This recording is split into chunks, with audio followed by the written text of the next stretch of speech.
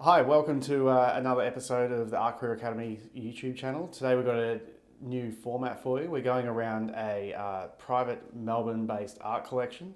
The collectors decided to remain anonymous, but we've been fortunate enough to be granted access to have a tour of his art collection, and he's also going to talk us through it.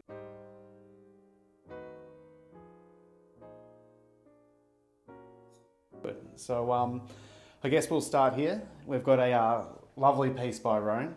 Yeah, do you want to tell us a bit about this? Sure, we bought that piece, maybe in 2016, 17. Rone is, of course, one of Australia's best known street artists, and he always does this face, pretty much. It's his muse, and it's an incredible piece. We absolutely love it. Very large, very lucky that our walls are able to accommodate this work. Mm. Yeah, you're really fortunate because Rone doesn't do many canvases like this. Correct. He does most of the artwork available of his is usually photography. Or major installation work like he did in Melbourne at the station. We have another amazing piece by Rone, which we bought much later, which I'll show you in a minute. Oh, can't wait to see. All right, what do you want to take us to next? So the collection is a mix of street art, which we came to later. People say, how do you show street art on the walls of a house?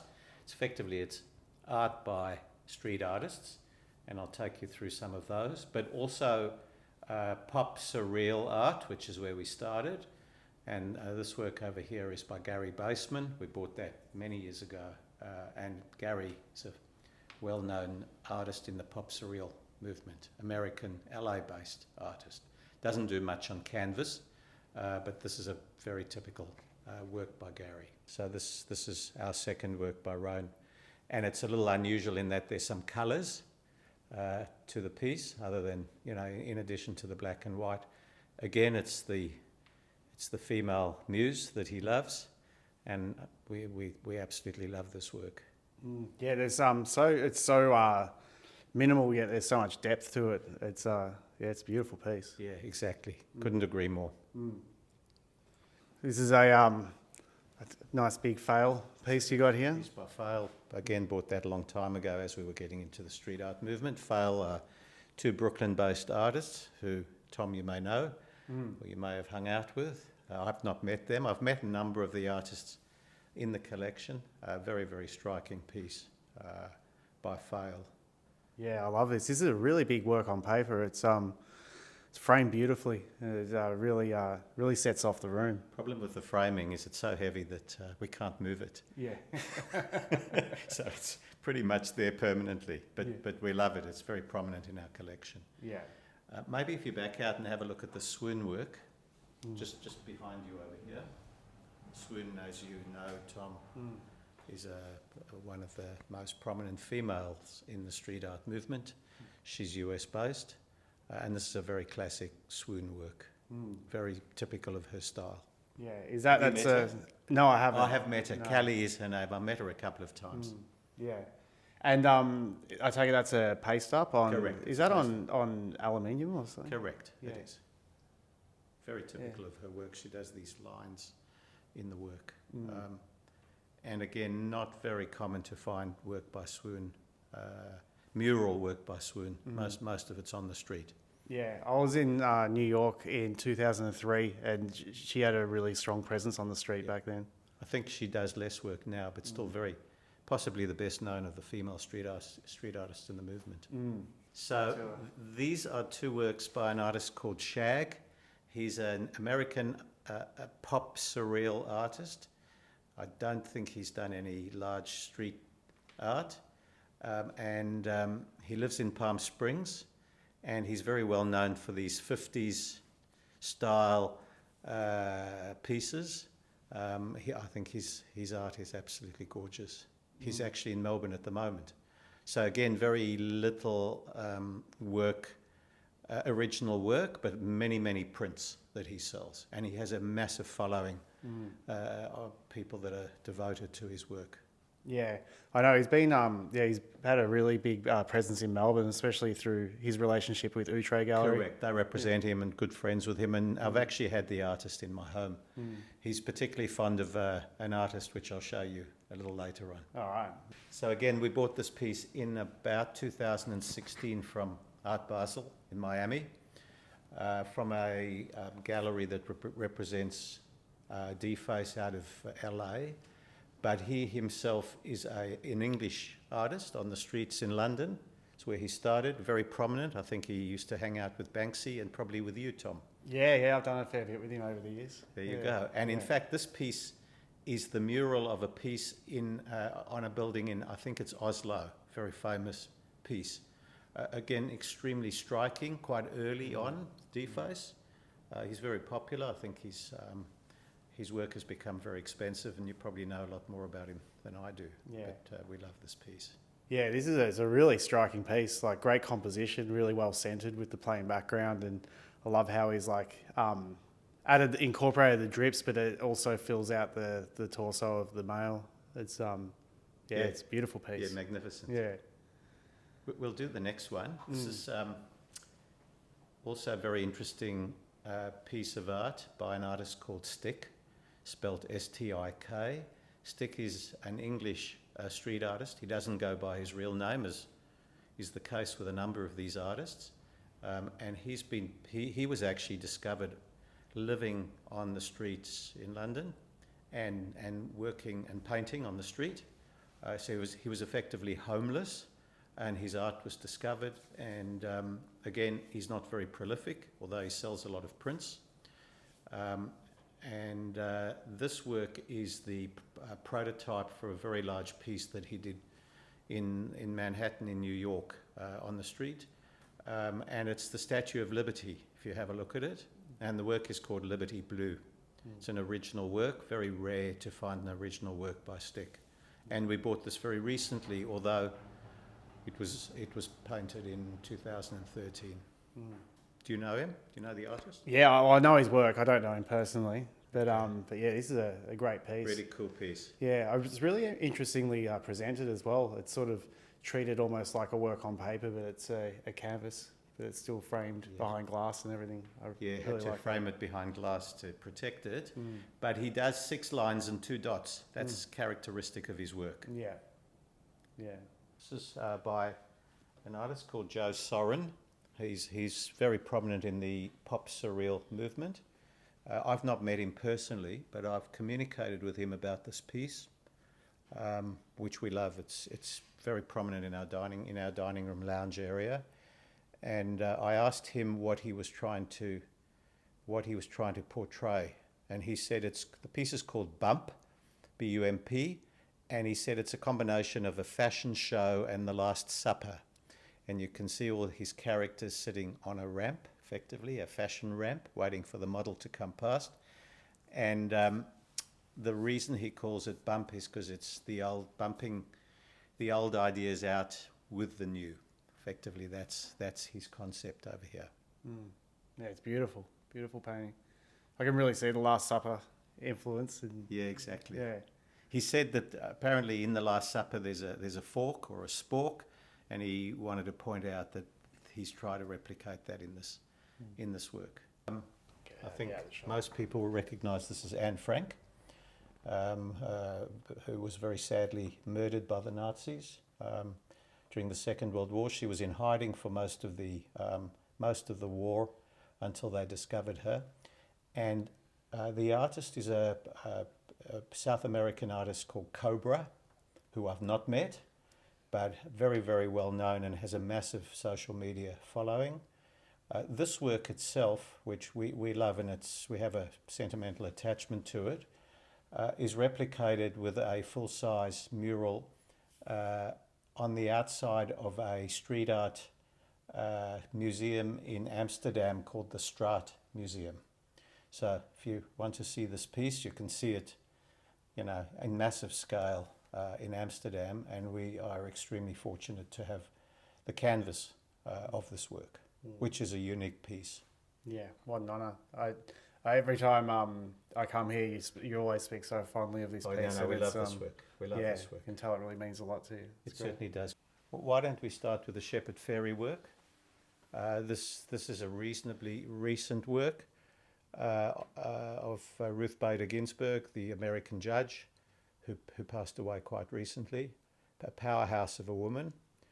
And I bumped into Shepard not too long ago in Miami at Art Basel, and he said to me this was one of his favourite works. He would say that, of course, because at the end of the day he's a salesman, and he thanked me for my interest because we have a few works by Shepard. Shepard would be, and I'm sure you know Shepard well, would be one of the 2 or 3 most prominent artists in the street art movement. And he's also been very successful commercially in the way he's sort of developed his brand and a lot of merchandise.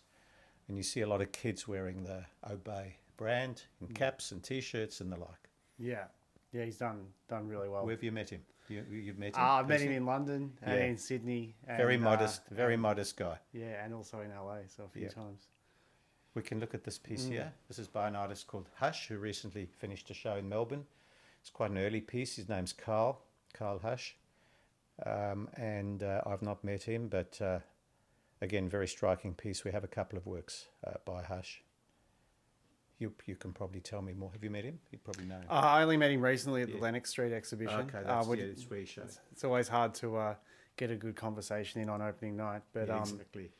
But yeah, like really nice guy and great work. Like so many different techniques brought into the one painting. But it's always he always does a very similar these Asian girls. Yeah, that he does. Yeah, he's definitely got a style he's well known for.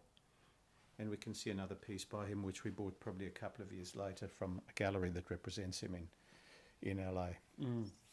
Love the technique on the dress, like the wrap. Yeah, beautiful, magnificent, very striking. We have 3 more Shepard works to your right, if you can catch those. I'm not sure that I need to add a lot, but they're 3 original works by Shepard that we've picked up over the years.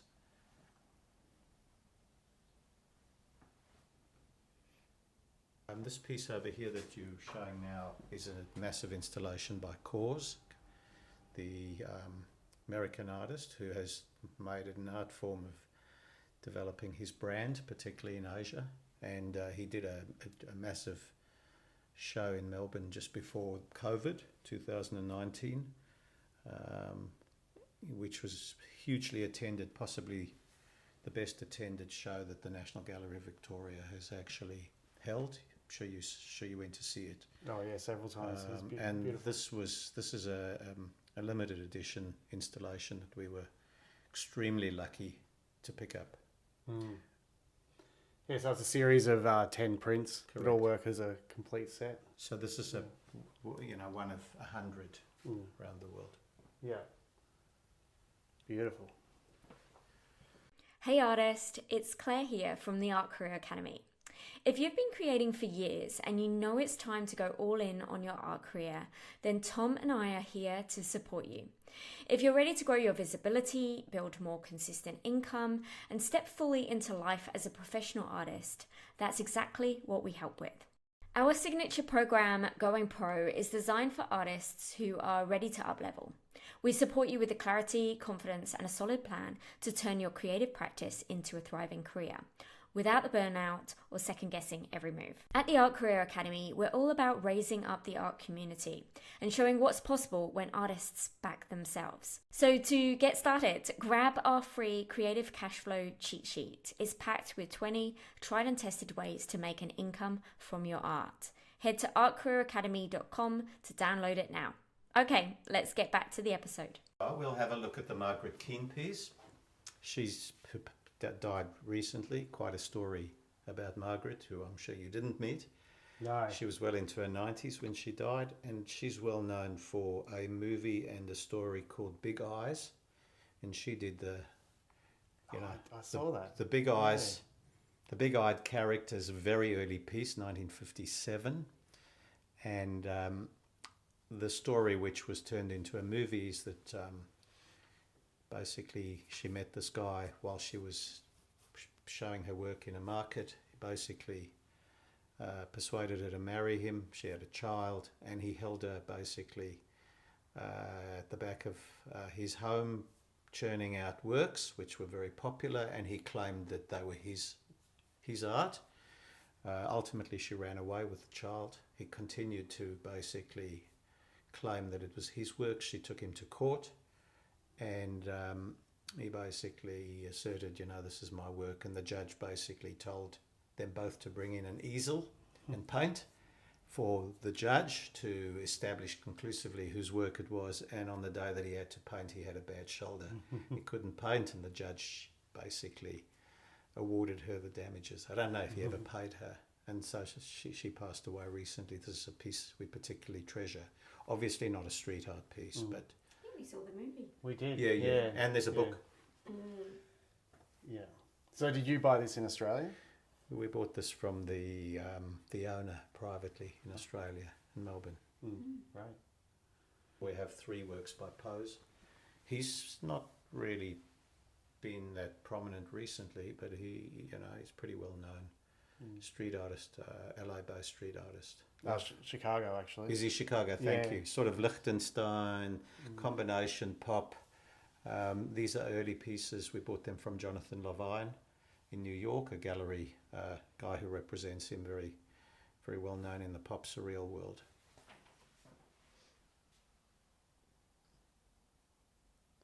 So this is a diptych? Yeah. Yeah. Oh, it's 2 pieces, yeah. Yeah. Beautiful. Have you met Faile? No, I haven't. So he's a Portuguese street artist, also probably one of the most prominent today, quite young, in his mid-30s. And basically he works almost as a sculptor. He chips away at the surface to create these amazing pieces. This piece looks a little different depending on where you stand and the lighting of it. We bought that in Miami from Goldman Galleries. They represented him in a big show quite a few years ago. There's a very, this is in Wynwood, there's a very big mural in their compound, effectively, which you can see. So it's like he's used rust as a medium on this one. Correct. Beautiful. Yeah, magnificent. And again, quite rare. He doesn't do much sort of original work these days. He does a lot of commissions. And also like lots of sort of like street installations where he's used the chisels. Yeah. This work here is a particularly treasured piece in our collection. It's by a Russian-South African artist called Trechikov. And if you sort of turn around and have a look at the book lying on my table, which is from a Trechikov retrospective, that piece there was possibly the biggest selling print of all time in the 50s and 60s. That's called The Chinese Girl. And every home in the UK and Australia had one. And so the print of that work is now selling in vintage shops and markets. It's the original is owned by an English jewellery billionaire. This piece here is an original work, again extremely rare. It's called The Rice Lady, very distinctive of Trechikov. The face you can see it's always sort of the same face. And the rice is stuck onto the dish. And that's a piece, I'd say, from the 50s. I think this could be the only original Trechikov in Australia. And one of his works sold in Cape Town 3 weeks ago for a world record price, close to $3 million. So that's why I'm keeping myself out of the frame for security reasons. We didn't pay anywhere near that, but it also shows that art as a form can also be an investment. Yeah. But you buy for love, I take it. Well, first. you have to buy it for love. Yeah. Love first, always. And this is bought for love. There's a family connection. My father was his accountant in Cape Town many years ago. So it sort of connects me to my dad. So that's the story. Pretty much all these pieces have a story behind them. For art lovers, it's part of the intrigue is the story. Where you bought the piece, what it means to you, your connection with the artist. Those sorts of things. So this has a particularly, important story, as the Anne Frank does which we spoke about earlier on. Next to that are two pieces by Audrey Kawasaki, who I've met a couple of times, very shy lady, very, very skilled. I just took a real shine to her work. We have a few Audrey works in our collection. She has done some street art. She did a big piece at Wynwood, actually, some years ago. It's just been removed. Yeah. And she etches. She's a very laborious process. Beautiful.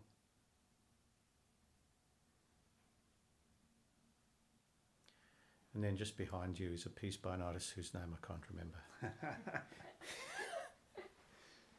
Pride of place in my study. Yeah. It's an honour to be in such an amazing collection. You're very modest. All right. An early piece by you, Tom. It is. Yeah, this is very a nice loose one for me.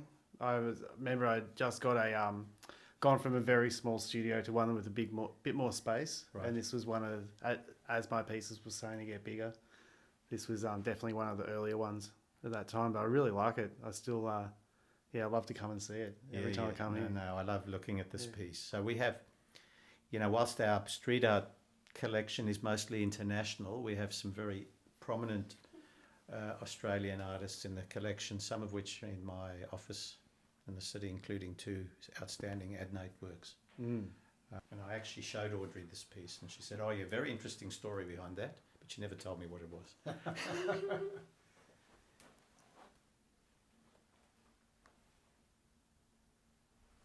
That's another one on wood. Yeah, another one on wood. Yeah, a little different to her other pieces, which are mainly focused on the face. But this one's got all sorts of snakes and ladders going on behind. She gets beautiful soft gradients as well. Oh, it's stunning. This work is stunning. She's not been as busy recently. She's had a child, and she seems to have slowed down a bit. But her work is very collectible. This is Ron English, and I have a book featuring his work, which is behind you over there, Tom. Again, quite a historic piece. So Shepard Fairey did a work called, I've lost the name, for the Obama campaign, Hope. Oh, Hope. Yeah. Hope, which is very distinctive, and it's currently at the Washington Portrait Gallery. This is a work by Ron English, a street artist of similar vintage, probably a little bit older. He's known as the father of the street art movement. And he told me once that he used to hang out with Andy Warhol. We used to go to the same parties. And Ron did this piece called Abraham Obama. It's a sort of mesh of the two faces.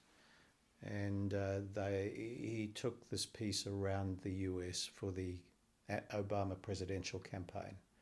And I've managed to find the book with a piece on the front, which has got lots of pictures of the work travelling and work on the streets depicting this particular work. And Ron's an interesting character, lots of stories, and he's still very active. Have you met Ron? No, I haven't. No. He's still very active in the art movement, street art movement. So this was a series, and there was lots of different It was colours. a series with about 7 colours, and I bought it from a private collection. Quite a few years ago now. Just love it. Yeah, it's a beautiful piece. Really striking, once again. And it's it's funny you mentioned Warhol, because it looks like it's from the same absolutely lineage. does. Yeah. Correct. Yeah. And I just finished watching a Warhol bio, and so I've seen lots of Warhol work, and this is very similar. Hopefully it'll command the same value one day. Yeah, well, he's on the right track. He is, I think. This is another shag work set in Melbourne on the Yarra River. And he's trying to depict quite an important architectural home on the Yarra. And if you ask me the name of the architect, I can't remember. Is that around Kew or something? Yeah, like correct. that? Yeah, there's a lot of modernist homes in that area. Correct, the cockies, yeah. And the piece above it actually quite an interesting story. We bought that from a private collector as well. is a work by an artist called Mark Ryden. Have you come across the name? Yeah. Ryden's probably the leader of the pop surreal movement. We have two works by Mark, who I've not met, but he's extremely well known in the pop. And this is from about 1998. Very, very early. He did a show in Melbourne, at Outre, in fact. Oh, really? Gee, they've got a lot of, over the years, they've got so many great artists through that gallery. I think at the same time that they were selling Banksy works for $200. And if you ask Louise and Martin, they'll cry when they tell you that they never kept any of those works. Yeah. That's not an original, which is almost unaffordable today, but it's a limited edition work by Invader. Don't think people know who he is. Maybe they do. Yeah, do you he's know? pretty big, yeah. I mean, in terms of his name. Oh, okay. I'm not sure. A bit like Banksy and... Yeah, anonymous. Yeah, anonymous, but very prominent. And you'll find some of his work on the streets of Melbourne, actually, the tiles. Yeah, he's gone to most major cities in the world. Yep. Yeah, Cleon Peterson. Yeah. Have you met him? Yeah, you told me, yeah. times. Yeah. So maybe you should tell us about Cleon. Oh, he's a artist based in Los Angeles, and he used to be the assistant for Shepard Fairey, and he's just got an amazing style. There's always a lot of violence in his artwork. It's always done in a really beautiful manner where it doesn't feel like you're looking at a gory scene. But yeah, he's a brilliant artist. He recently lost his house and studio to the LA fires, which was really sad, and lots of artwork and archive and everything like that. But I also feel that it's going to usher in a new era of his artwork, and I'm really excited to see what he does from this point onwards. And do you want to talk to the next piece, local Melbourne street artist? Yeah, well, this is a Mysterious L piece. He's street art's originally from London, but based now in Melbourne. And he was around at the birth of street art, like those early years in late 90s, early 2000s. He was part of the fixture of London street art. And I guess Melbourne's very lucky to have him living over here now. Alan. Yeah.